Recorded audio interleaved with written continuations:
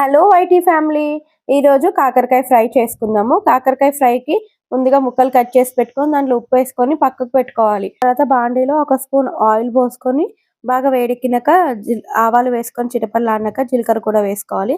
జీలకర్ర కూడా చిటపటలాడిన తర్వాత కరివేపాకు వేసుకొని కరివేపాకు కూడా బాగా చిటపటలాడిన తర్వాత ఉల్లిపాయలు తరిగిన ఉల్లిపాయ వేసుకొని బాగా కలపాలి. తర్వాత అల్లం వెల్లుల్లి పేస్ట్ ఒక హాఫ్ స్పూన్ వేసుకొని బాగా కలిపి దాంట్లో తగినంత ఉప్పు వేసుకొని బాగా కలపాలి.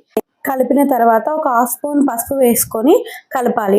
ఇప్పుడేమో ముందుగా మనం ముక్కల్ని పక్కకు పెట్టుకున్నాం, దాంట్లో నుండి బాగా పిండేస్తే నీరు వస్తుంది. ఆ నీరునంతా తీసి ముక్కల్ని బాండీలో వేసుకొని బాగా కలుపుకోవాలి. కలుపుకున్న తర్వాత మూత పెట్టుకొని 1-2 సార్లు కలుపుకుంటూ ఉండాలి. మూత పెట్టి తీసి ఇలా చేస్తే దగ్గరగా అవుతుంది. దాంట్లో ఒక హాఫ్ స్పూన్ ధనియా పౌడర్ వేసుకోవాలి.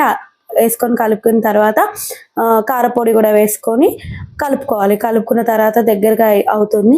అలా ఒక 2 మినిట్స్ తర్వాత చూస్తే కాకరకాయ ఫ్రై రెడీ అవుతుంది. ఇలా ఈజీగా కాకరకాయ ఫ్రై రెడీ చేసుకోవడం.